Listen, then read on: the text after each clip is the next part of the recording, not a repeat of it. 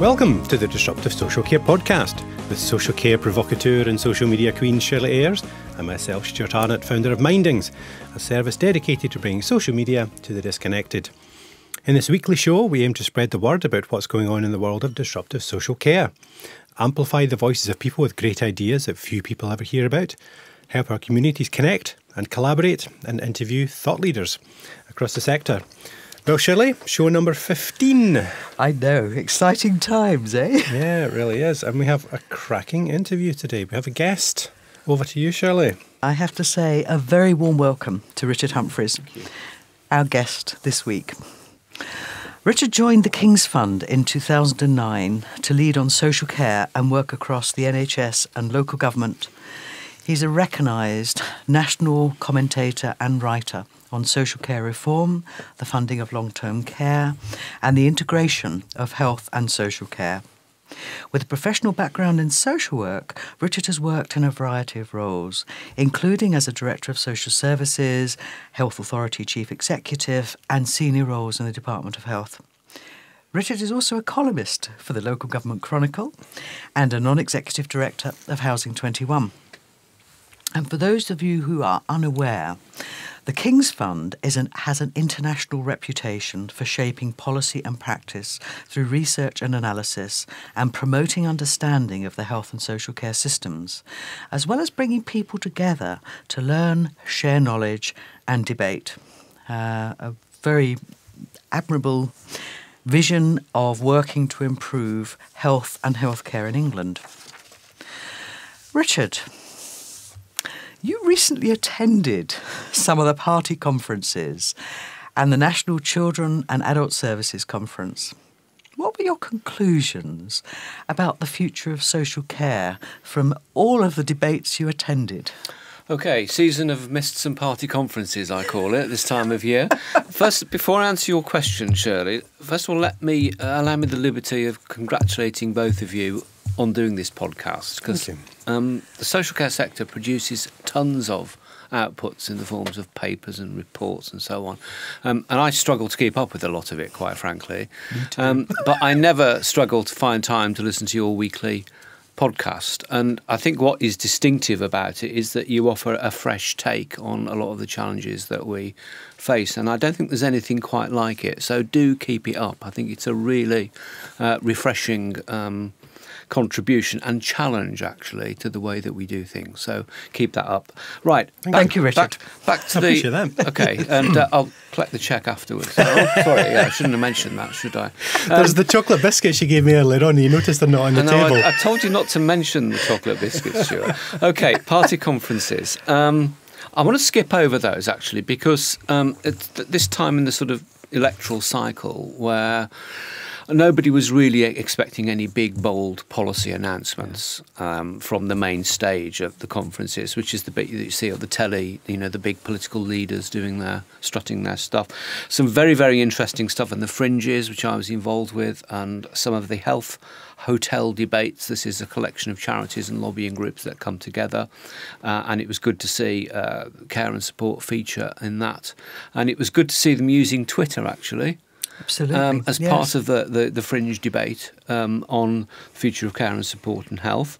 So they got this big screen, and occasionally you see a tweet pop up with Shirley Ayres on it, actually. Surely not. So some of the fringe activity, a good demonstration of using social media productively, I thought. I think much more significance, really, it was the big annual social care bash at Eastbourne, the National Children's and Adult Social Care Conference, to give it its full title, because there you getting on for 2,000 people, elected members from local authorities, directors, people from charities and private sector groups. So it's a good opportunity to take the temperature. And your question was, Shirley, what conclusions about the future of adult social care? And it reminds me of the opening lines of Christmas Carol by Charles Dickens. It was the best of times and the worst of times. The best of times in the sense that I think a realisation that we could be on the cusp of a major breakthrough in what we do with social care, because we've got potentially three things all lining up. The first is the big review of the law about social care, which desperately needs sorting out. So we've got the Care and Support Bill. in play, and that will be going through shortly various pre-legislative scrutiny processes. But that's a good move. Secondly, there's government's white paper, Care and Support, which has got lots of good, practical, solid steps about how we sort out the delivery of social care. The third bit, which is where it starts to go a little bit squiffy, is about the funding and the government's response to the big independent commission, the Dilnot Commission, that that came up with its report getting on for 16 months ago now. So there is a sense that we could be on the edge of something really big here.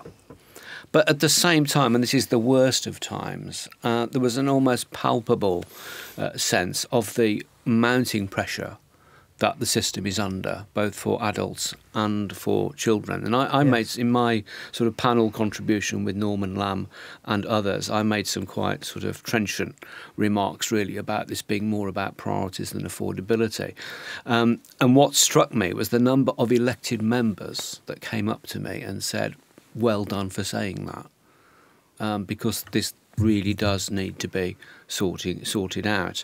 So I think we've got a situation where this could be really, really good, but we've got to sort out the money. And we've described it as the indecision about Dilnot and about sorting out social care funding. We've described that as a financial vacuum at the heart of the government's vision for social care. And it is bad. I mean, there's nearly £2 billion come out of local authority social care budgets over the last 2 years. A 7% fall in the number of people getting publicly funded social care support in the last year, a 17% fall since 2006. And compared to other public services where we've seen dramatically improved access, in social care it's going in the wrong direction. And we've got a burgeoning ageing population, we've got more disabled people living longer, which is a great success story. Absolutely. But we've got to pick up the price tag of that success, and governments are finding it really, really hard to do this. But it is crucial that they do, because all of those aspirations will not be deliverable without putting the money on a much better and sustainable basis. It feels like they're just putting it back every election cycle. They're just putting it on to the next one. If we win the next election, we'll address it, or the other people will have to face it. I mean, in fairness to politicians, it's a tough one, because it involves saying to the great British public, something that you thought you were getting free, actually you've got to pay for. And most people don't realise that. And not only that, it gets worse, because you've got to pay even more for it than you thought you might have to.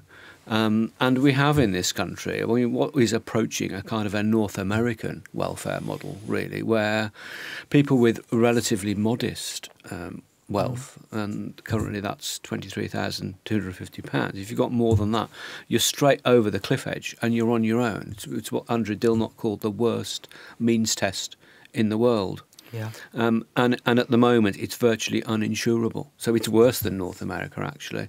And that's the default trajectory that our current care system is taking us. And I think a lot of people still don't realise that social care is probably the only public service where your liability for costs is virtually unlimited. Yeah, actually, that's such an important point. Yep. And you're right, Richard, because I think people still think that social care is funded in the same way as the NHS. They do. Yeah. And so quite a shock. Or it won't happen to them, whereas probably 2 out of 3 of us will have some sort of care need, significant care need in our retirement. And then, of course, I mean, longevity is not just about older people. It's also more and more disabled people living longer, which is great. But they will not have the opportunity to build up assets and, well, to pay for their own care. So their position is pretty parlous under the current system as well, which is why it's not just about Dilnot. It's worth making that point. Absolutely. Dilnot is about sort of putting a limit on people's exposure to costs. It's not about how you fund the whole system to a level of adequacy that we would be content with for ourselves and our families. I mean, it is that issue about, how we fund the most vulnerable people in our society to live independent, fulfilling lives is the sign of a civilised society. Yeah, absolutely. Absolutely. And that sort of brings us on. It's a very interesting question from @Ermintrude 2. Yeah. How hopeful are you that the holy grail of integration will be achieved when it seems to be differently defined by the NHS and local government? And can it ever happen with such disparate budgets and funding streams? Great question. Yeah. How long have we got? Crikey. First of all, I think we must stop regarding it as a holy grail. And I think for too long it's been this sort of mantra, this sort of pot of gold at the end of the rainbow. And if only we could find the secret ingredient that would sort it out. And I am surprised, actually, that people are so surprised that the system is so fragmented, because actually it was designed like that from the beginning. And if we go back to the 1940s, when the foundations of the welfare state were being put in place, there was a big row really about whether this new National Health Service should be run at a national level by government, or whether it should be run by local authorities, who were already at that point responsible for most of what we call health services. Very different then. 3 out of 4 hospital beds were run by local authorities. There was a big row about it. There was a concern that if you gave it all to councils, there'd be a postcode lottery. So what they decided to do is have the hospital bit of the NHS run at a national level, and local authorities would run the rest. So you immediately began to hardwire some of the profound fractures and fault lines that bedevil attempts to join those services up for people today. Back in the 1940s, it didn't matter so much. Everything was much more simple and straightforward. But as society's changed, it's exposed now that the fact that in the 21st century, you can't divide people's needs into boxes marked health and boxes marked social care. So what you've got essentially is an NHS that's free at the point of need, run by not run by the government anymore, because we've now got this creature called the National Commissioning Board, but it's run at a national level. And then you've got 152 local authorities who provide social care or arrange social care, which most of that now is provided by private providers. And of course, it's means tested. People have to pay towards it. So you've got some really big dividing lines between the two kinds of service, about how they're funded, about governance, about accountability. And I think a particular problem is that individual organisations are judged by how well they perform to their own agenda and their own targets and goals. And the system is not performance managed according to how well it meets people's needs in the round. So there's all sorts of issues as to why this is a problem. So I am surprised that people are surprised that it is so fragmented, because you've got these two big separate silos. What can we do about it, I think, is the more interesting area. And I mean, what the evidence tells us is that where integration works really well, it's very much focused on the needs of individual people, whether we call them patients or service users or citizens or whatever. And I think there's particular evidence around the role of care coordination through multidisciplinary local teams of social workers, GPs, primary care workers and so on, who get together, who have access to a shared budget, who share information and really focus their efforts on getting things right for the individual, rather than some abstract notion of integration. And a lot of the initiatives that different governments have pursued over the years has very much, it's been managerially led, it's been organisational, it's been top down, and it's not really engaged that well with clinicians, with frontline professionals, with social workers and social care staff. And that's what I think we need to change. And I think we would argue that the role of government is to create the framework, to get rid of some of the obstacles, things like payments by results, which channel money and people into hospitals when in fact we want them to be I mean, there's some really elsewhere. Perverse disincentives which don't actually put a premium on maintaining people living independently in the community, aren't there? Yeah. I mean, that's part of the fragmentation, isn't it? It is, and the money flows in the wrong way around the system, and there needs to be much more incentives to offer care and support to people closer to home. Absolutely. Yes. Through things like personal budgets, through telecare where that is appropriate, through the use of technology in other ways as well, which no doubt we will come on to. But I think there's a lot that can be done. An example of where that's actually happening? Oh, well, I think I'm not going to... This is where a lot of people who are listening will expect me to say Torbay, which, of course, I've just done. Actually, but in fairness, I think there are lots of people up and down the country that are working very, very hard to make this happen. One of the things that government can do, really, is to let people get on with it. In my career, one of the things that's set back integrated care has been repeated reorganisations of the National Health Service. The last one is no exception. It's really disrupted some of the good relationships that were evolving, which were beginning to develop. And a lot of this is about relationships and cultures, about ways of working, about people getting to know each other and organisations getting to understand each other's agenda and trust. And a lot of the work we've been doing with health and wellbeing boards is very much about that. So I think there is great potential here, but I think if there's anyone from government listening, I think it's the Ronald Reagan, was it 9 most dangerous words in the English language? I'm from the government and I'm here to help.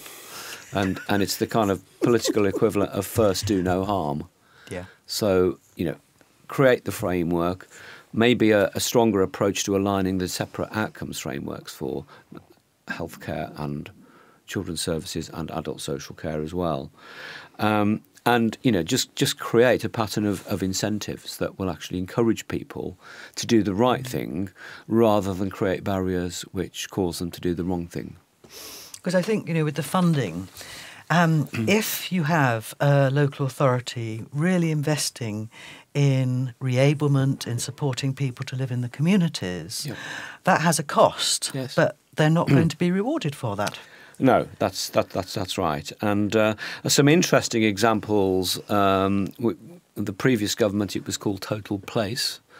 Under this government, it's called community budgets, where local public service organisations are encouraged to look at how their resources can be brought together and to produce better benefits for the local population. So in Knowlesley, for example, they talked about the Knowlesley pound. It wasn't the NHS pound or the local authority pound. And how can we use this public money to get the best outcomes for people? And I think Birmingham and Coventry have done some interesting work looking at the kind of services people use across a range of different public service organisations, and came up with some sort of fairly scary figures, actually, about, I can't remember them exactly, but X number of families consuming millions of pounds of, and because nobody had actually realised it was like that. And, we must be able to do better than this, was the obvious response to that. So I think there are things that can happen when organisations look at their resources as belonging to the public rather than their own sort of territorial concern, and really thinking creatively about how you can meet people's needs. Health and wellbeing boards, a great opportunity to do that. But we talk about micro-providers a lot on the show, and there's some cracking ones. And if you look at one of our favourites, Community Catalyst, do a lot of work promoting them. Yeah. And one of the ones that impressed me most I discussed the other week was it was a service back home that did a home shopping service. Yep. It was just ridiculous. Way too many people involved, bureaucratic, not particularly personal. Whereas Comcast told me about a service there who sends somebody round your house with a laptop and they do a Tesco shop online. Yeah. How incredibly efficient, really efficient, and done by somebody who's just great at logistics. So it was considerably less expensive. And how do you take these micro ideas and scale them? How do you do that? How do you take, and also the thing about these micro providers is they can really spin out £10,000 in a way that a local authority would require £100,000. So how do you take these little things and scale them up? Gosh, if I knew the answer to that, Stuart, I'd probably be a very rich person. I wouldn't be sitting here doing a podcast with you. Of course you would. This is, well, yes, of course, being the philanthropic-minded individual that I am. Yes, no, seriously. Great example, and Comcast is brilliant, and there are others as well. And I think it kind of busts the myth that social care doesn't innovate. There's tons of innovations in social care. The challenge is, as you aptly put it, how do we do it everywhere at pace and at scale? And I think we find this throughout the public sector, actually. And I don't have an easy answer to that. I think it's back to creating the conditions in which innovations can flourish and take hold. And I think a lot of it has got to come from individuals and groups themselves. I think if there was one thing looking back at my career that I would have done differently, I would have probably spent less time waiting for the latest policy fad or fashion, or waiting for the latest white paper, thinking, oh, what's going to be in it, and and spending more time actually looking ahead and being ahead of the curve. And there is a lovely quote which I use occasionally, and I brought it along with me somewhere. It's from one of Charles Handy's books. Charles Handy is my favourite writer on management and leadership. And he said this: change comes from small initiatives which work. Initiatives which, if imitated, become the fashion. We cannot wait for great visions from great people, for they are in short supply. It's up to us to light our own small fires in the darkness. So basically, I think we've got to promote this stuff, and we've got to get on with it, and we've got to, encourage people to do that. And I think a lot of it is creating awareness through conferences like the one at Eastbourne. And what I didn't mention earlier was that a lot of the fringe and the policy sessions were stuffed full of brilliant ideas and innovations. A really good session from Staffordshire about how they're using social media to engage people in services. And I think Comcats were there as well doing stuff.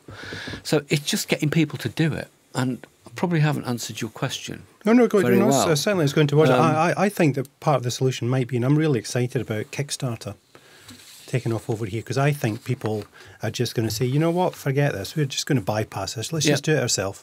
Let's do it ourselves, it's a great idea, it works. So let's just get access to this pool of money that's here in Kickstarter. We'll only need a few tens of thousands of pounds, and they'll community source it. Yeah. But of course, we've also got this, this whole new market of social investment. Yep. If sort of £600 million has been released to big society capital, and if you look at what their priorities are, many of them are very much connected with how do we improve community resilience, support young people into employment, support older people to live independently. Yeah. It seems like there's a lot of money flooding into the market, but, as we've discussed on several occasions, Stuart, there still is this disconnect between innovators and entrepreneurs. There is, and I think there's a hearts and mind issue as well. And I think in social care, as indeed many parts of the public sector, we over-rely on the kind of the formal bureaucratic apparatus of plans and strategies and all that rigmarole. And joint strategic needs assessments, perhaps? Yeah, possibly, yeah. and they almost become a barrier to things happening. There's a lovely story about the late Soviet President Nikita Khrushchev, who visited New York in the 1960s, and they gave him a helicopter tour of Manhattan. And he was looking down at this, bustling New York and all these people lying around. And he turned to his translator and said, "Can you ask them who organises the bread for all these people?" And it makes you think, doesn't it? Mm-hmm. Makes you think. That I'm not sort of. I'm not convinced that we could ever go to a completely marketised solution to some of the needs that we're talking about, but neither do I think we can achieve everything through the formal kind of top-down stuff from local authorities and government. So for me, this is about how you create the space for social entrepreneurship and for innovation to take hold. And of course, there's a sort of interesting element about the impact of think tanks. And another question from at Ermintrude too. Do you think social media has had an impact on how think tanks operate? And just thinking about the divide between research and practitioners, how can frontline practitioners across social work and social care contribute more to think tank discussions? I think this is work in progress. But social media does open up the opportunities, and certainly at the King's Fund, I think we tend to use social media to promote the work that we're doing in a corporate sense. But also we have a number of individuals who are well known and who tweet in a personal capacity as well. So I think that helps to try and get the balance right. I mean, one of the things that I really like to do when I'm chairing conferences at the fund and elsewhere for that matter is to follow the Twitter hashtag and then bring people in.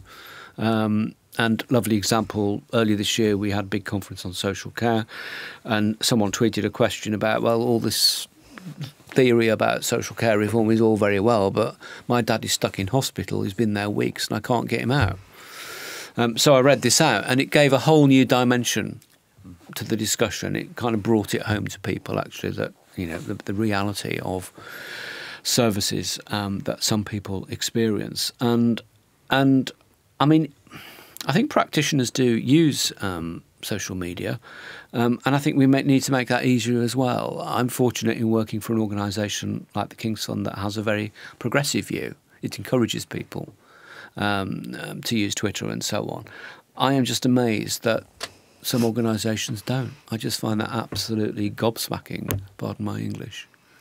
So we've got to try and, you know, encourage organisations to take a more enlightened view, I think. It does seem as if care organisations are struggling to understand how digital technology and social media is changing the way people engage and the conversations that are happening. And with the millions, 200 million now signed up to Twitter, now using sort of social media, attitudes are beginning to change. But of course, this is the Disruptive Social Care podcast. How do you think disruptive technology can impact on social care services? Yes, a great question. I think there are 4 things that organisations need to get their heads around. The first is how they can use the new technology to transform the way they transact with individuals. And I think some people are starting to do that, but I think sometimes they're kind of doing an online version of an analogue process, basically. And I think government generally has been a bit slow to catch up with the possibilities, and I think local authorities are getting there, but again slowly. But I think there's a lot of scope for organisations to do things differently. Absolutely. In terms of their business processes and doing business with individuals. The second and more direct aspect, I think, is the way local authorities use or encourage their providers to use technology to change the way care is delivered. And that's a bit more than telecare. And I think we need to be more imaginative about that in using media like Twitter and Facebook to communicate with people. A third, and this is a really big one, is that I think social media offers new opportunities for large bureaucracies like local authorities to engage with the public. And you had a fantastic example a couple of podcasts ago with the work of the Leeds Health and Wellbeing Board, that Claire OT, I think. Yes. Which I thought was fantastic, and that, a really good example of an imaginative way of using social media, so that their Health and Wellbeing Board is not just about having a meeting amongst themselves, but it's a way of reaching out and getting involved with other people. And I think that offers a whole kind of new kind of platform for conversations and relationships between organisations and the individuals they serve. And the fourth one, and this is trickier, but I think this is about giving a voice to people who don't necessarily have one through social media, and about creating platforms in which people can have their say and express a view about services. And again, you've covered this. You had a really good session with Paul Hodgkin from Patient Opinion. Sky have launched their Find Me Good Care Guide. So we're starting to see a proliferation, really, of online tools that will enable people to have their say in a way that they don't. And I think this is an important part of addressing the problem of exclusion, because I think so social too. media actually, Yes. it does create possibilities that didn't exist before for lots of people, and we may come on to that. Things are stirring in the undergrowth. I mean, at national government level, I thought it was terrific that the Department of Health used Twitter to tweet a clause-by-clause breakdown of the care and support bill. Fantastic. So, top marks to Department of Health for that. And that's the kind of imagination, that and the Leeds work, that, really need to see local authorities getting engaged with this. Because if they don't, it will happen anyway. I think that's the point. This is not some sort of optional extra.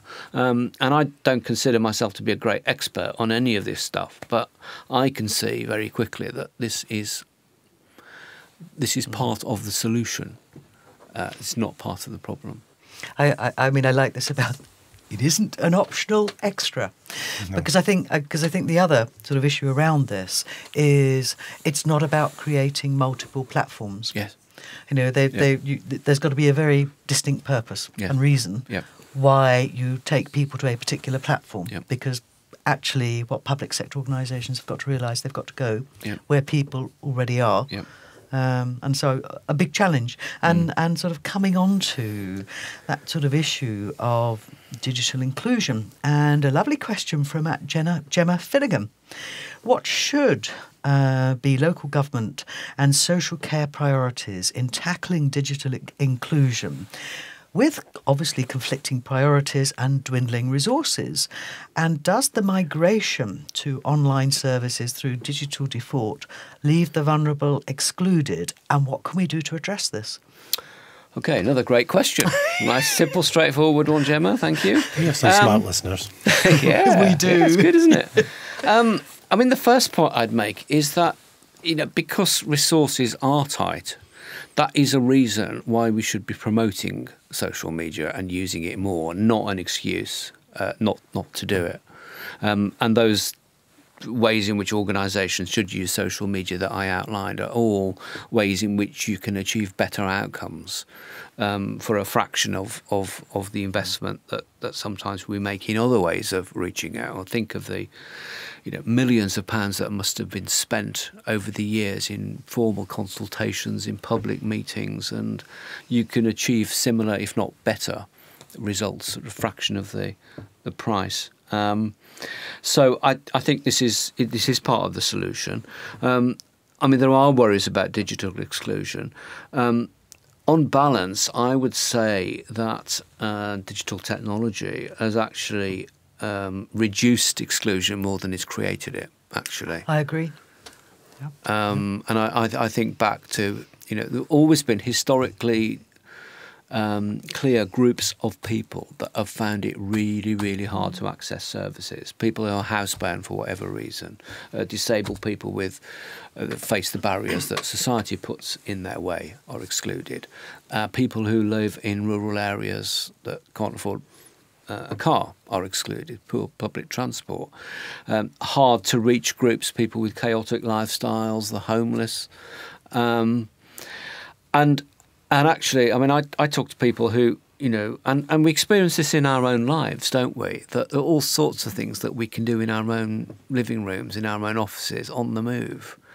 Completely new possibilities compared to, years ago, all sorts of things that we can do. And why should public services be any different from that? Well, the expectations is high. People expect now, they can go online and order a plane ticket and just do everything online now. So when it comes to needing a special collection for the bins. I see people, even though you've never ever been able to just phone them up and do that, I think people just expect you should be able to go on a website and go pick it up at 7 a.m. like you do at Tesco. Here's a window, it can be done. And so local authorities and at governmental level need to roll these things out quickly. Roll them out, reiterate them, relaunch them, but don't sit in rooms for months and months and months and work out every minute detail. Get it out there.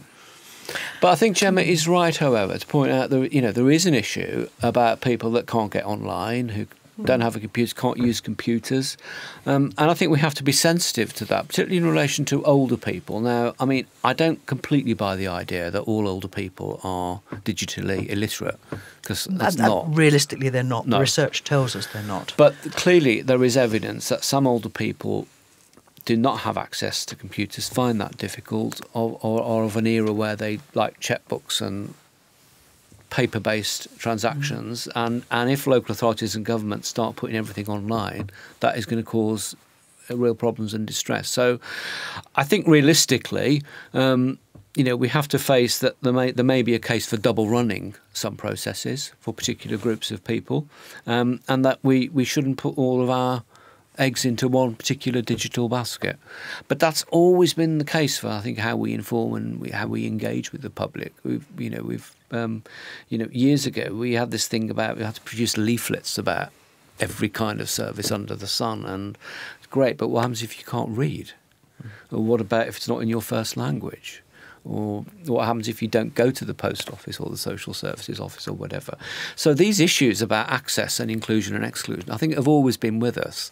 I think the introduction of digital engagement just poses the same old questions, but in rather new forms. I mean, I think what underpins it is the need for people to have access to good quality information, advice and support in whatever formats. And at the moment, because we have such a fragmented sector, it's actually quite hard to find that sort of independent voice, that independent information to inform choices and control, really. Yes, that doesn't help. It's very fragmented. But I think a big part of the challenge in addressing Gemma's concerns is that we need to get to a point as a society where we regard digital access as essential as running water or electricity. So it's there for everybody. We don't even have to think about it. And that's where we need to get to. I think it will get easier as us baby boomers start to work our way through into later years. And, we will be familiar with the technology and we will have the expectations that go with that. So demography will ease the issue. But in the short term, I think we have to be sensitive to the different needs and preferences of people who can't access. But technology will progress and there'll be new things will come along. The speed of change is a bigger problem, actually, in terms of digital exclusion. It's not that there's new technology coming along, it's that speed of change. So we need That's to a good have... point, Stuart, so we need to have local authorities who are actually developing and innovating all the time. You need to create a culture of innovation within organisations. An innovation hub. Integrating care and digital technology. Sounds a good idea to me, Stu. What do you think, Richard? Yeah, absolutely. Yeah, go for it. It's a pity so many libraries are shut down because they would be the perfect places to do that. But I sort of just coming on to one other critical issue that at Whisper Me has pointed out to me. If we are going to take full advantage of the benefits of digital technology, then we need to have decent broadband speeds. And that remains a problem in rural areas. Absolutely. So I mean, that is something, that is outside the control, in a sense, of local bodies. That needs to be government-led, doesn't it? It does, yeah. Well, thank you very much, Richard. A pleasure. Enjoyed it. That was fascinating, and certainly I'm going to pick up on the four fairly critical points you made about what needs to be in a framework to effect making health and social services fit for the 21st century. And finally, Richard, Follow Friday recommendations for us. Just a couple, because you've had so many Follow Fridays in previous podcasts that you've beaten me to it in a way. One is a repeat and one is a new one. The repeat one is Jill Phillips and her excellent Who Shoes blog. And I really rate that because, especially for people like me working in think tanks, working close to the Westminster policy bubble, I think Jill's blogs really help to remind me what it's all about, actually. Yes.